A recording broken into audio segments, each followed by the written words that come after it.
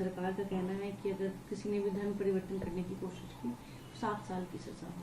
नहीं, धर्म परिवर्तन चेंज करने के लिए नहीं, धर्म परिवर्तन आइदर थ्रू फ्रॉड या बाय मैरिज या कोई प्रेशर डालकर करने की कोशिश की, तब आपके ऊपर कार्रवाई होगी।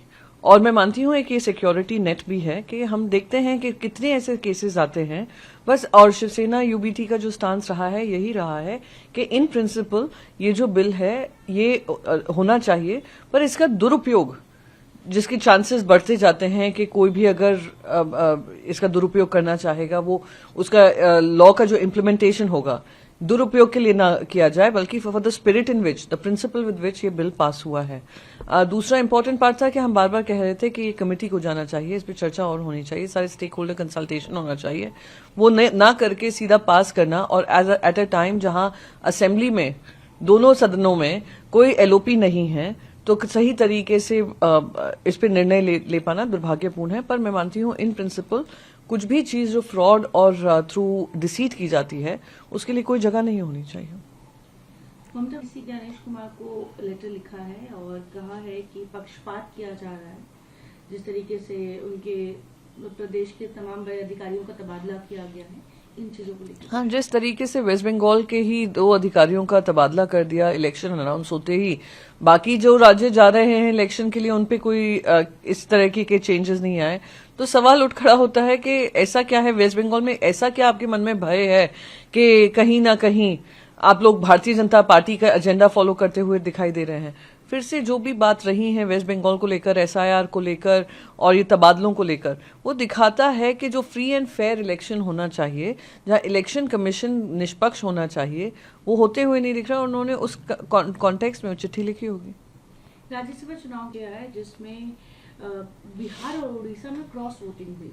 अब विपक्षी नेता तेजस्वी यादव जैसे कह रहे हैं कि हॉर्स ट्रेडिंग किया जा रहा है, विधायकों को भड़काया जा रहा है।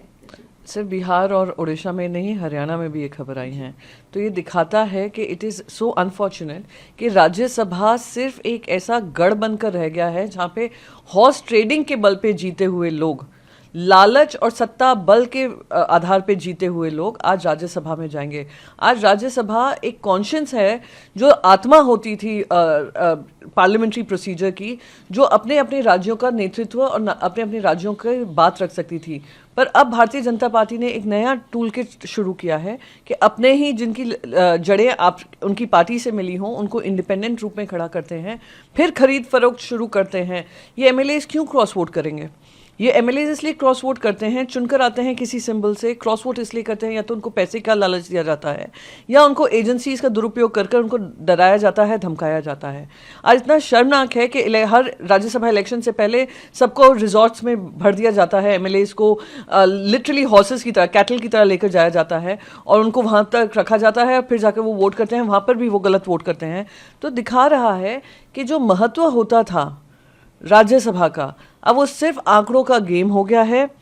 ये एक हॉर्स ट्रेडिंग का गढ़ बनकर रह गया है, जहां पे intention contribution to nation building नहीं है, जहां पे इंटेंशन सिर्फ इतने वोट पाना है कि जो भी बिल ये सरकार लाए वो पास हो जाए बगैर कोई सवाल पूछे, बगैर कोई जवाब लिए।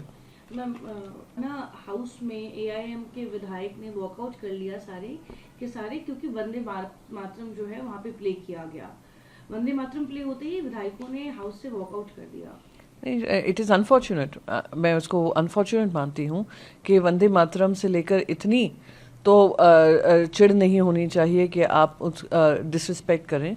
यहाँ पे जो निर्णय लिए जाते हैं, चाहे भारतीय जनता पार्टी का ये राजनीति की तरफ, राजनीति की वजह से, राजनीति के चलते ये निर्णय हो, पर ये जो इंसल्ट हो रही है वो हमारे वंदे मातरम की हो रही है, ये सही नहीं है। आई थिंक उनको इस पर फिर से विचार करना चाहिए। लास्ट क्वेश्चन, फर्टिलाइजर एक्सपोर्ट को लेकर कुछ सख्त नियम बनाने की बात कही है जो भारत पे भी लागू होगी।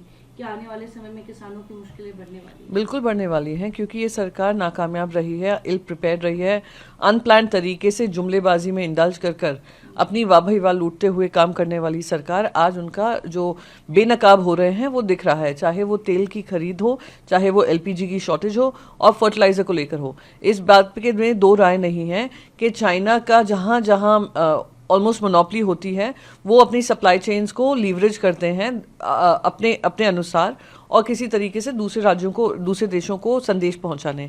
वो इसी फर्टिलाइज़र का अगर वो बढ़ा रहे हैं इन टर्म्स ऑफ एक्सपोर्ट, वो अगर इस तरीके के डिसीजंस ले रहे हैं, तो दिखा रहा है कि फिर से चाइना ने जो वर्ल्ड ट्रेड ऑर्डर है और WTO का जो अग्रीमेंट है उसके खिलाफ काम हो रहा है। पर हमारे देश को अब कोई सोल्यूशन ढूंढना पड़ेगा कि कैसे इसका भार हमारे देश के किसानों पे ना आए।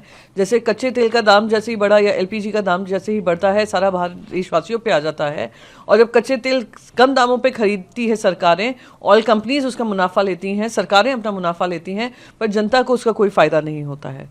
तो ये सब सोचकर समझकर मैं उम्मीद करती हूँ कि सरकार जो भी निर्णय लेगी वो ऐसा इस तरीके से लेगी जहाँ किसानों को कोई प्रॉब्लम ना हो या फर्टिलाइज़र की कोई कमी ना मिले।